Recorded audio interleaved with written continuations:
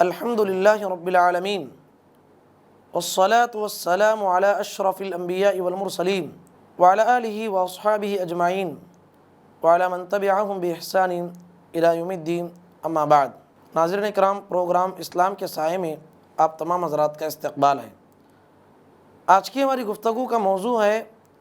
کتاب و سنت کی اتباع کیوں ضروری ہے۔ ناظرین اکرام، اللہ رب العزت نے جب حضرت آدم علیہ السلام اور ان کی بیوی حوا علیہ السلام کو جنت سے زمین پر اتارا تو ان کے لیے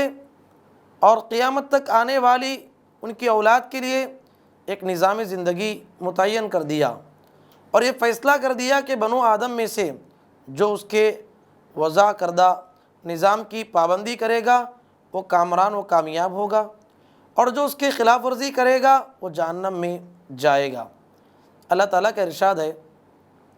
قُلْنَا اهْبِطُوا مِنْهَا جَمِيعًا فَإِمَّا يَأْتِيَنَّكُم مِّنِّي هُدًى فَمَن تَبِعَ هُدَايَ فَلَا خَوْفٌ عَلَيْهِمْ وَلَا هُمْ يَحْزَنُونَ وَالَّذِينَ كَفَرُوا وَكَذَّبُوا بِآيَاتِنَا أُولَٰئِكَ أَصْحَابُ النَّارِ هُمْ فِيهَا خَالِدُونَ۔ پھر اگر میری طرف سے تمہارے پاس ہدایت آئے تو جو کوئی میری ہدایت کی اتباع کرے گا تو ایسے لوگوں کو کچھ خوف ہوگا اور نہ وہ غمگین ہوں گے، اور جو انکار کریں گے اور ہماری آیت کو جھٹلائیں گے تو وہی اہل جہنم میں ہیں، اہل جہنم ہیں اور اس میں ہمیشہ رہیں گے۔ دوسرے مقام پر اللہ تعالیٰ نے فرمایا، فَإِمَّا يَأْتِيَنَّكُم مِّنِّي هُدًى فَمَن تَبِعَ هُدَايَ فَلَا يَضِلُّ وَلَا يَشْقَىٰ وَمَنْ أَعْرَضَ عَنْ ذِكْرِي فَإِنَّ لَهُ مَعِيشَةً ضَنكًا وَنَحْشُرُهُ يَوْمَ الْقِيَامَةِ أَعْمَىٰ قَالَ رَبِّ لِمَ حَشَرْتَنِي أَعْمَىٰ وَقَدْ كُنْتُ بَصِيرًا قَالَ كَذَٰلِكَ أَتَتْكَ آيَاتُنَا فَنَسِيتَهَا وَكَذَٰلِكَ الْيَوْمَ تُنسَىٰ۔ پھر اگر تمہارے پاس میری ہدایت آ جائے تو جو کوئی میری ہدایت کی اتباع کرے گا وہ تو گمراہ نہیں ہوگا اور نہ تکلیف اٹھائے گا، اور جو شخص میری یاد سے منہ موڑے گا تو اس کی بندگی، جو زندگی میں اللہ تعالیٰ کی یاد سے منہ موڑے گا تو اس کی زندگی تنگ ہو جائے گی، اور ہم اسے قیامت کے روز اندھا کر کے اٹھائیں گے۔ وہ پوچھے گا، اے میرے رب، تو نے مجھے نابینا کیوں کر اٹھایا؟ حالانکہ میں تو بینا تھا، مجھے اندھا بنا کے کیوں اٹھایا؟ میں تو دنیا میں دیکھنے والا تھا۔ اللہ تعالیٰ جواب دے گا، اسی طرح ہونا چاہیے تھا، کیونکہ تمہارے پاس ہماری آیت آئی تھیں لیکن تم نے انہیں بھلا دیا تھا، اسی طرح آج تمہیں بھی بھلا دیا جائے گا۔ ناظرین اکرام، ان دونوں مقامات پر اللہ تعالیٰ نے اس بات سے آگاہ کیا ہے کہ اس نے ابتدائے آفرینش سے ہی تمام انسانوں کے لیے یہ فیصلہ کر دیا کہ اگر وہ اس طرف سے، اس کی طرف سے آنے والی ہدایت کی اتباع کریں گے تو بے خوف و خطر زندگی گزاریں گے اور گمراہی اور بدبختی سے بچ جائیں گے، اور اگر وہ ایسا نہیں کریں گے، یعنی اللہ کی طرف سے آنے والی ہدایت کا انکار کریں گے، تو دنیا میں ان کی زندگی تنگ ہو جائے گی، مشکلات اور مصیبتیں انہیں چاروں طرف سے گھیر لیں گی اور انہیں چین و سکون نصیب نہیں ہوگا، اور جب قیامت کا دن قائم ہوگا تو انہیں اندھا کر کے اٹھایا جائے گا۔ وہ پوچھیں گے، اے ہمارے رب، ہمارے ساتھ ایسا سلوک کیوں کیا جا رہا ہے؟ ہم دنیا میں تو دیکھتے تھے، آج کیوں اندھا کر دیا گیا؟ تو اللہ تعالیٰ جواب دے گا کہ تمہارے پاس ہماری دین آیا تھا لیکن تم نے اسے پس پش ڈال دیا اور اس سے روگردانی کرتے ہوئے منمانی زندگی گزاری۔ تم نے ہماری طرف سے آنے والی ہدایت اور ہمارے احکامات کی کوئی پرواہ نہ کی، اس لیے آج ہمیں بھی تمہاری کوئی پرواہ نہیں ہے۔ پھر انہیں جہنم رسید کر دیا جائے گا، والعیاذ باللہ۔ اب سوال یہ ہے ناظرین اکرام، ہمارے لیے اللہ کی وہ ہدایت کون سی ہے جس کی ہمیں پیروی کرنی چاہیے؟ آئے اس کا جواب ہم قرآن مجید میں تلاش کرتے ہیں۔ اللہ تعالیٰ نے قرآن مجید میں فرمایا، اللہ نزل احسن الحدیث کتابا متشابہا مثانی تقشعر منہ جلود الذین یخشون ربهم ثم تلین جلودهم وقلوبهم الى ذکر اللہ ذلک ھدی اللہ یہدی بہ من یشاء ومن یضلل اللہ فما لہ من ہاد۔ اللہ تعالیٰ نے بہترین کلام نازل کیا جو ایسی کتاب ہے کہ اس کے مضامین ملتے جلتے اور بار بار دہرائے جاتے ہیں، اس سے ان لوگوں کے رونٹے کھڑے ہو جاتے ہیں جو اپنے رب سے ڈرتے ہیں، پھر ان کی جلد اور ان کے دل نرم ہو جاتے ہیں۔ نرم ہو کر اللہ تعالیٰ کے ذکر کی طرف راغب ہوتے ہیں، یہی اللہ کی ہدایت ہے، جس کے ذریعے اللہ تعالیٰ جس کو چاہتا ہے ہدایت دیتا ہے، اور جس کو اللہ تعالیٰ گمراہ کرے تو اسے کوئی ہدایت دینے والا نہیں۔ اس آیت کریمہ میں اللہ تعالیٰ نے اپنے بہترین کلام کو، جس کو سن کر اس سے ڈرنے والے لوگوں کے رونگٹے کھڑے ہو جاتے ہیں، ہدایت قرار دیا ہے، جس سے بات ثابت ہوتی ہے کہ قرآن مجید ہمارے لیے اللہ تعالیٰ کی ہدایت ہے۔ اسی طرح اللہ تعالیٰ واضح طور پر ارشاد فرمایا، ان ھذا القرآن یقص علی بنی اسرائیل اکثر الذی ھم فیہ یختلفون وانہ لہدی ورحمۃ للمؤمنین، بے شک یہ قرآن بنی اسرائیل پر اکثر وہ باتیں بیان کرتا ہے جن میں وہ اختلاف کرتے رہے، اور بلا شبہ یہ مومنوں کے لیے ہدایت اور رحمت ہے۔ ایک اور آیت میں قرآن مجید کو متقین کے لیے ہدایت قرار دیا گیا ہے، ذالک الکتاب لا ریب فیہ ھدی للمتقین، یہ کتاب ہے جس میں شک کی کوئی گنجائش نہیں، اس میں متقیوں کے لیے ہدایت ہے۔ ایک اور مقام پر قرآن مجید کو تمام لوگوں کے لیے ہدایت قرار دیا، شہر رمضان الذی انزل فیہ القرآن ھدی للناس وبینات من الھدی والفرقان، رمضان وہ مہینہ ہے جس میں قرآن مجید نازل کیا گیا جو تمام لوگوں کے لیے ہدایت ہے، اور اس میں ہدایت اور حق و باطل میں امتیاز کرنے والے واضح دلائل ہیں۔ ناظرین اکرام، قرآن مجید کیسے کتاب الہی ہے، اس کی مزید وضاحت اللہ تعالیٰ نے فرمایا، قد جاءکم من اللہ نور و کتاب مبین یہدی بہ اللہ من اتبع رضوانہ سبل السلام ویخرج من الظلمات الی النور باذنہ ویہدیہم الی صراط مستقیم، تمہارے پاس اللہ کی طرف سے نور اور ایسی واضح کتاب آ چکی ہے جس کے ذریعے اللہ تعالیٰ ان لوگوں کو سلامتی کی راہوں کی طرف ہدایت دیتا ہے جو اس کی رضا کی اتباع کرتے ہیں، اور اپنے حکم سے اندھیروں سے نکال کر روشنی کی طرف لے جاتا ہے، اور صراط مستقیم کی طرف ان کی رہنمائی کرتا ہے۔ ناظرین کرام، ان آیات سے ثابت ہوتا ہے کہ قرآن مجید کے ذریعے اللہ تعالیٰ اپنی رضا کے طلبگاروں کو سلامتی کے راستے دکھلاتا ہے، اور انہیں تاریکیوں سے نکال کر روشنی کی طرف لاتا ہے، اور صراط مستقیم کی طرف ان کی رہنمائی کرتا ہے۔ اسی طرح اللہ تعالیٰ کا ارشاد ہے، وَاعْتَصِمُوا بِحَبْلِ اللَّهِ جَمِيعًا وَلَا تَفَرَّقُوا وَاذْكُرُوا نِعْمَةَ اللَّهِ عَلَيْكُمْ إِذْ كُنْتُمْ أَعْدَاءً فَأَلَّفَ بَيْنَ قُلُوبِكُمْ فَأَصْبَحْتُم بِنِعْمَتِهِ إِخْوَانًا وَكُنْتُمْ عَلَى شَفَا حُفْرَةٍ مِّنَ النَّارِ فَأَنقَذَكُم مِّنْهَا كَذَلِكَ يُبَيِّنُ اللَّهُ لَكُمْ آيَاتِهِ لَعَلَّكُمْ تَهْتَدُونَ۔ تم سب اللہ کی رستی کو مضبوطی سے تھام لو اور فرقوں میں مت بٹو، اور اپنے اوپر اللہ کی نعمت کو یاد کرو جب تم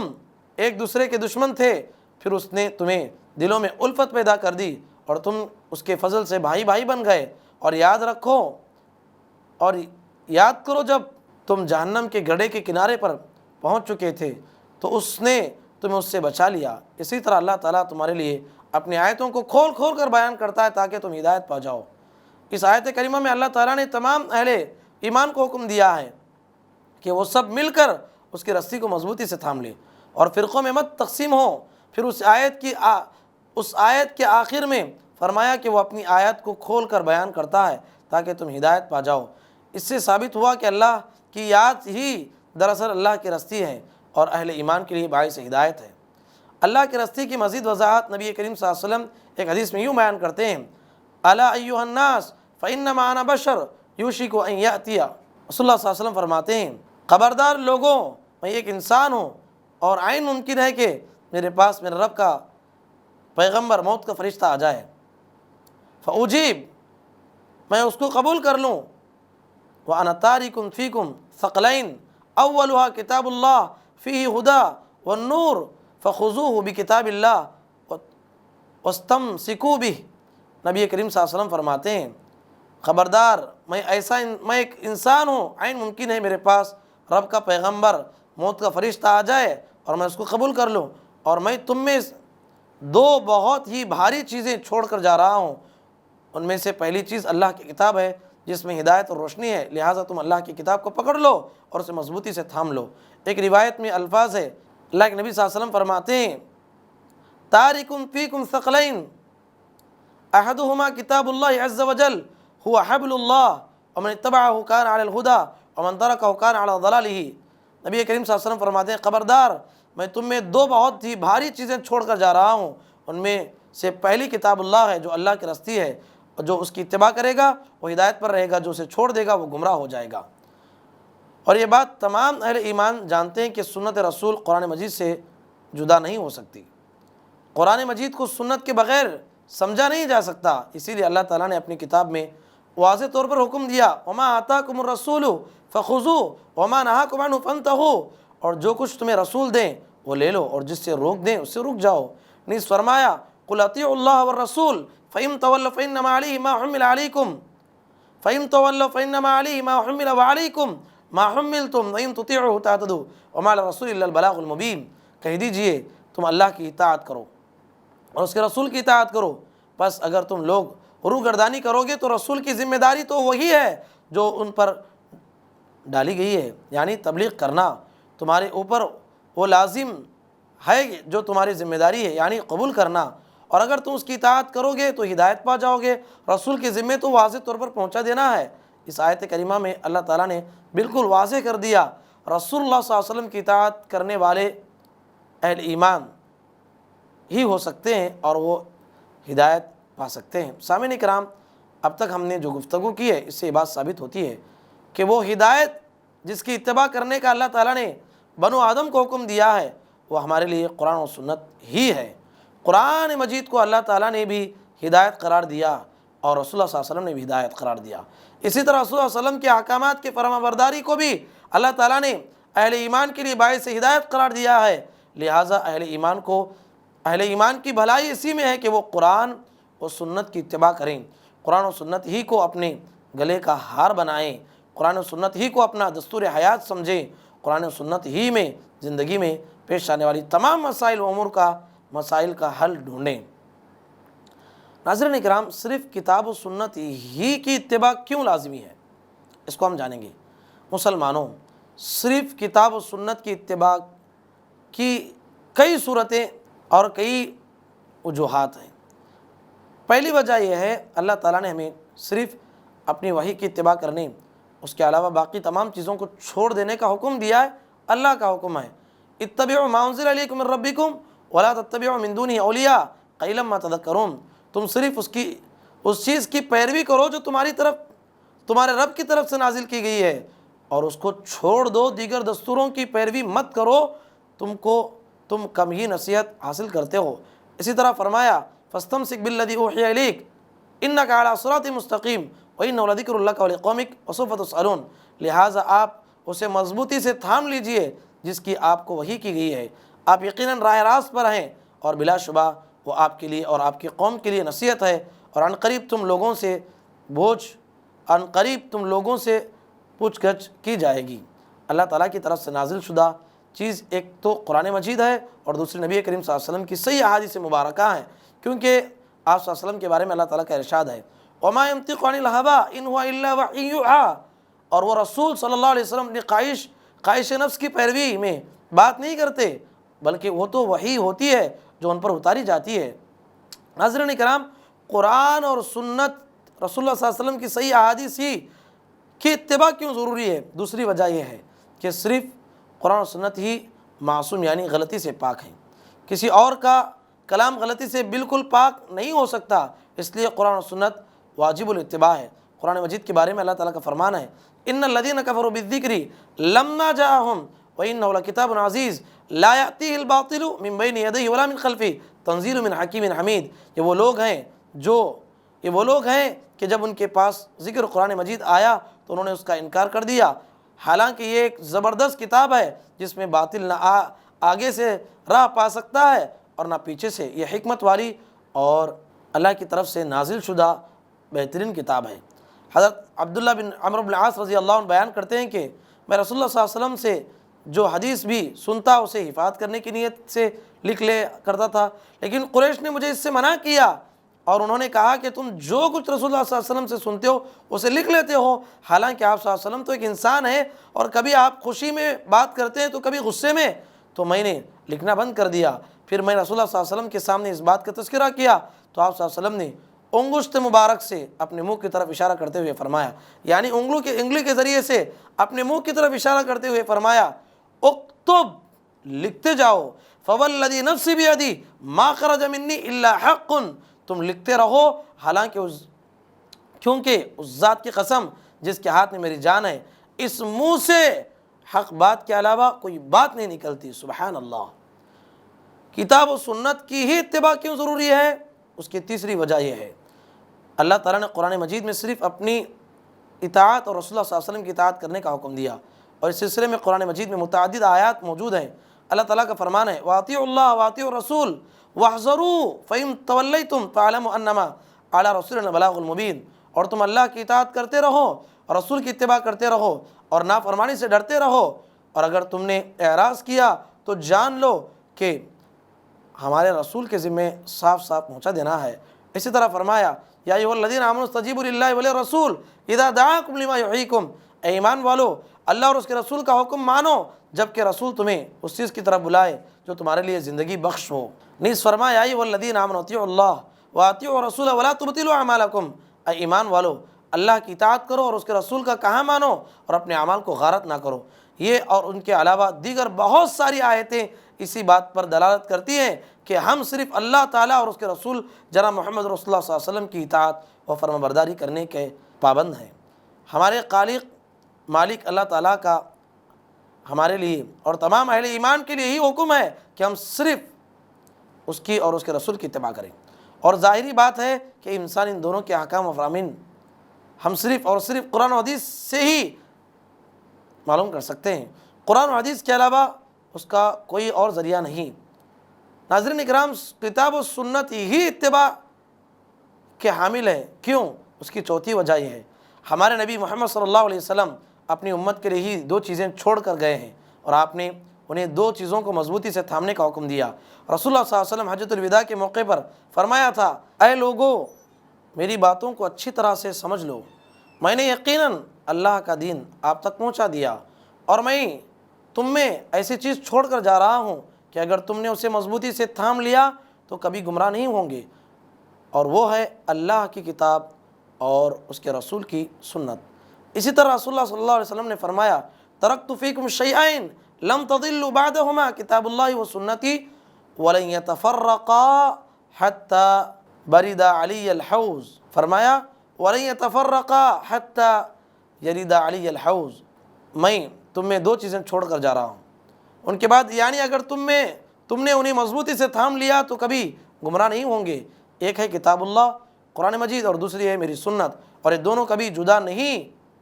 ہوں گے یہاں تک کہ حوض پر میرے پاس آ جائیں۔ ناظرین اکرام، کتاب و سنت کی اتباع کیوں لازمی ہے؟ اس کی پانچویں وجہ یہ ہے، رسول اللہ صلی اللہ علیہ وسلم اپنے خطبات میں صرف کتاب و سنت کا تذکرہ کرتے تھے اور دین میں نئی کام ایجاد کرنے سے منع کرتے تھے، اور دین میں ہر نئے کام کو بدعت قرار دیتے تھے۔ جابر رضی اللہ عنہ فرماتے ہیں رسول اللہ صلی اللہ علیہ وسلم اپنے خطبے میں شہادتین کے بعد یوں کہا کرتے تھے، اما بعد فإن خیر الحدیث کتاب اللہ وخیر الہدی ہدی محمد صلی اللہ علیہ وسلم وشر الامور محدثاتها وکل محدثۃ بدعہ، فرمایا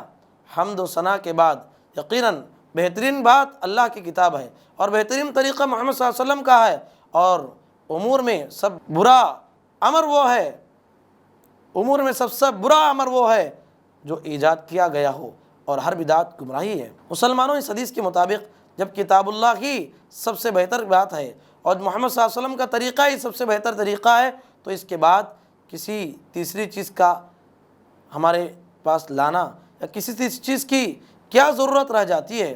یقیناً اس کی ضرورت باقی نہیں رہتی۔ اسی لیے رسول اللہ صلی اللہ علیہ وسلم ہر اس کام کو جو قرآن و سنت سے ثابت نہ ہو اسے بدعت اور ہر بدعت گمراہی قرار دیتے تھے۔ کتاب و سنت ہی کی اتباع کیوں ضروری ہے؟ چھٹی وجہ یہ ہے، اللہ تعالیٰ کے نزدیک جزا و سزا کا معیار بھی یہی ہے کہ جو شخص قرآن و سنت کی اتباع کرے گا وہ جنت میں داخل ہوگا، اور جو ایسا نہیں کرے گا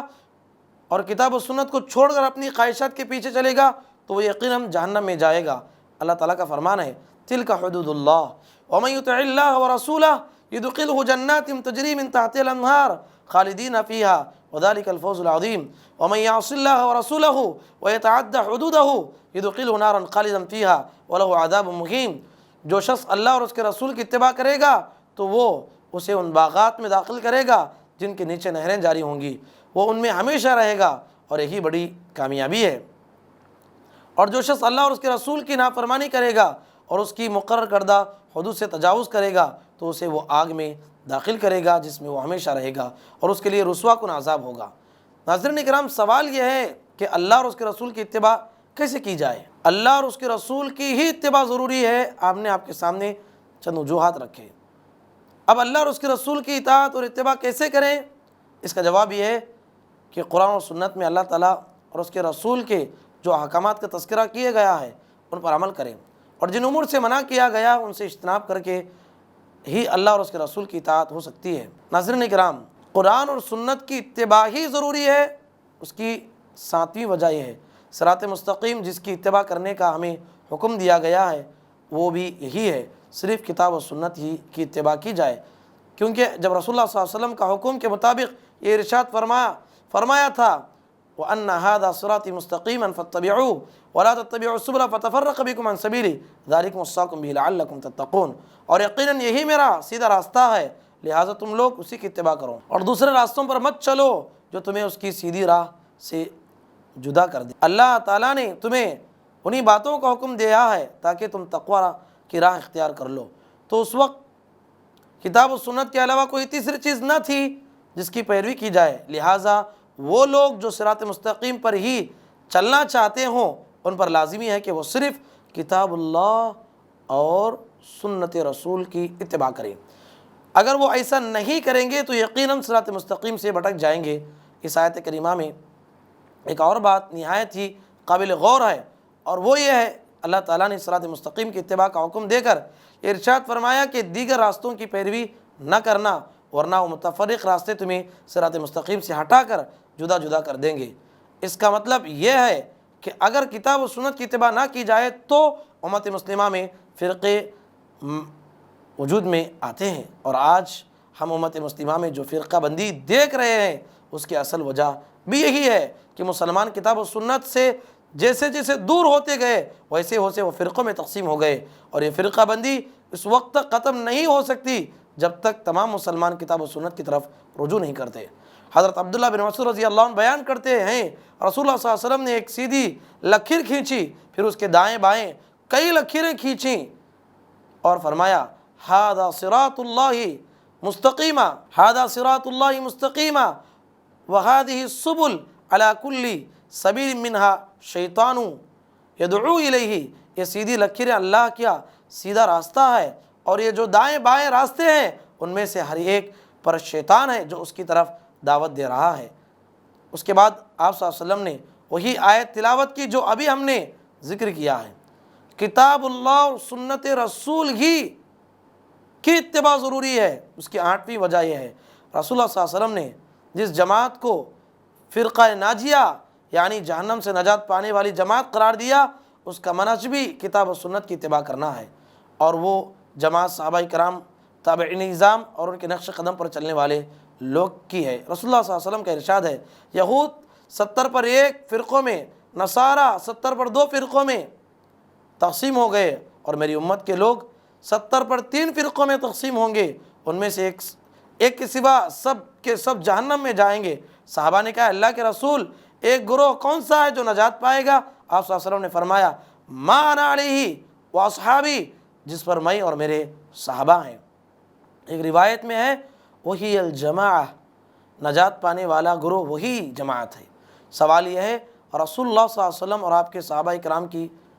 کس چیز پر قائم تھے کہ جس پر قائم رہنے والی جماعت آپ صلی اللہ علیہ وسلم نے نجات پانے والی جماعت قرار دیا؟ رسول اللہ صلی اللہ علیہ وسلم کی حیات مبارکہ میں یہی 2 چیزیں کتاب و سنت ہی تھی جس پر آپ اور آپ کے صحابہ کرام قائم تھے، اور انہی 2 چیزوں کی اتباع کی جاتی تھی۔ اسی طرح آپ صلی اللہ علیہ وسلم کی وفات کے بعد صحابہ کرام کے دور میں بھی ان دونوں چیزوں کو کتاب و سنت کے علاوہ کوئی تیسری چیز نہ تھی جس کی وہ اتباع کرتے۔ یہ حضرات تمام مسائل کا حل کتاب و سنت ہی سے تلاش کرتے تھے، اور اگر ان میں سے کوئی چیز صحابی خواہ وہ خلیفہ ہو یا عام شخص کسی مسئلے میں کتاب و سنت کے خلاف موقف اختیار کرتا، پھر اسے آگاہ کیا جاتا کہ آپ کا موقف کتاب و سنت کے خلاف ہے، دلیل کے خلاف ہے، تو اسی وقت اپنے موقف سے رجوع کر کے اس دلیل کو اختیار کر لیتا۔ یہ تھا منہج جس کی اتباع کرنے والے مسلمانوں کو رسول اللہ صلی اللہ علیہ وسلم نے فرقہ ناجیہ اور جماعت قرار دیا ہے۔ اسی منہج کو صحابہ کرام کے بعد تابعین نظام بھی اختیار کیا، اور قیامت تک جو بھی لوگ اسے اختیار کریں گے وہ اسی فرقہ ناجیہ میں شامل ہوں گے۔ ناظرین کرام، ہم اللہ سے دعا کرتے ہیں اللہ فرقہ ناجیہ میں ہم کو کر دے، اللہم آمین۔ کتاب و سنت ہی اتباع کے حقدار ہیں۔ کیوں؟ اس کی نویں وجہ یہ ہے، اللہ تعالیٰ نے تمام متنازعہ مسائل کو اللہ اور اس کے رسول کی طرف لوٹانے کا حکم دیا۔ اللہ کا ارشاد ہے وَمَا اخْتَلَفْتُمْ فِيهِ مِنْ شَيْءٍ فَحُكْمُهُ إِلَى اللَّهِ، اور جس بات میں بھی تم اختلاف کرتے ہو اس کا فیصلہ کرنے کا اختیار اللہ کے پاس ہے۔ اسی طرح اللہ تعالیٰ نے رسول اللہ صلی اللہ علیہ وسلم کے متعلق ارشاد فرمایا فَلَا وَرَبِّكَ لَا يُؤْمِنُونَ حَتَّى يُحَكِّمُوكَ فِي مَا شَجَرَ بَيْنَهُمْ ثُمَّ لَا يَجِدُوا فِي أَنفُسِهِمْ حَرَجًا مِّمَّا قَضَيْتَ وَيُسَلِّمُوا تَسْلِيمًا، پس قسم ہے تیرے رب کی، یہ مومن نہیں ہو سکتے جب تک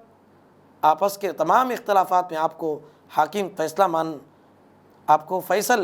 نہ مان لیں، پھر جو فیصلہ آپ ان میں کر دیں اس سے وہ دل میں کسی طرح کی تنگی اور ناخوشی محسوس نہ کریں اور فرما برداری کے ساتھ قبول کر لیں۔ نیز فرمایا وَمَا أَنزَلْنَا عَلَيْكَ الْكِتَابَ إِلَّا لِتُبَيِّنَ لَهُمُ الَّذِي اخْتَلَفُوا فِيهِ وَهُدًى وَرَحْمَةً لِقَوْمٍ يُؤْمِنُونَ، ہم نے آپ پر یہ کتاب اس لیے نازل کی ہے کہ آپ ان کے لیے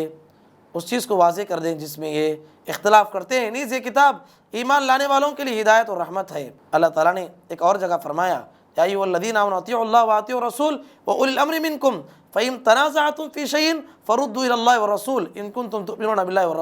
والیوم الآخر ذلک خیر واحسن تأویلا، اے ایمان والو تم اللہ کا حکم مانو، رسول کا حکم مانو، اور تم میں جو حکم والے ہیں ان کا بھی فرمان کو مانو، پھر اگر تمہارا کسی بات میں اختلاف ہو جائے تو اسے اللہ اور اس کے رسول کی طرف لوٹا دو، اگر تم اللہ اور آخرت کے دن پر ایمان رکھتے ہو یہی تمہارے حق میں بہتر ہے اور اس کا انجام بہت اچھا ہے۔ اختلافی بات کو اللہ اور اس کے رسول کی طرف لوٹانے کا معنی یہ ہے کہ اس کا فیصلہ کتاب و سنت اور رسول اللہ صلی اللہ علیہ وسلم کی فرامین کی روشنی میں کیا جائے۔ یہ اختلافات کو ختم کرنے کا ربانی نسخہ ہے۔ اگر تمام مسلمان اس پر عمل کریں تو یقینی طور پر اس میں موجودہ اختلافات ختم ہو سکتے ہیں، جیسا کہ قرون اولیٰ کے لوگ اپنے اختلافات اسی منہج کو اختیار کرتے ہوئے نمٹا لیا کرتے تھے۔ قرآن اور حدیث ہی کی اتباع ضروری ہے۔ اس کی 10ویں وجہ یہ ہے کتاب اللہ اور سنت رسول میں مسلمانوں کے تمام مسائل کے متعلق شرعی احکام موجود ہیں، اور یہ شرعی احکام یا تو تفصیل موجود ہیں یا پھر اصول و ضوابط مقرر کر دیے گئے ہیں جن کی روشنی میں پیش آنے والے آمدہ مسائل کے متعلق شرعی حکم معلوم کیا جا سکتا ہے۔ لہٰذا جب تمام شرعی احکام کو کتاب و سنت میں بیان کر دیا گیا ہے تو ان کو چھوڑ کر کسی بھی تیسری چیز کو اختیار کیسے کیا جا سکتا ہے؟ اللہ تعالیٰ کا فرمان ہے وَنَزَّلْنَا عَلَيْكَ الْكِتَابَ تِبْيَانًا لِكُلِّ شَيْءٍ وَهُدًى وَرَحْمَةً وَبُشْرَىٰ لِلْمُسْلِمِينَ، ہم نے آپ پر ایسی کتاب نازل کی ہے جس میں ہر چیز کی وضاحت موجود ہے اور اس میں مسلمانوں کے لیے ہدایت، رحمت اور خوشخبری ہے۔ اسی طرح اللہ کا فرمان ہے وَأَنزَلْنَا إِلَيْكَ الذِّكْرَ لِتُبَيِّنَ لِلنَّاسِ مَا نُزِّلَ إِلَيْهِمْ، اور ہم نے آپ کی طرف ذکر قرآن نازل کیا ہے تاکہ آپ لوگوں کے لیے اس چیز کو واضح کر دیں جو ان کی طرف نازل کی گئی ہے۔ ان دونوں آیتوں سے معلوم ہوا کہ قرآن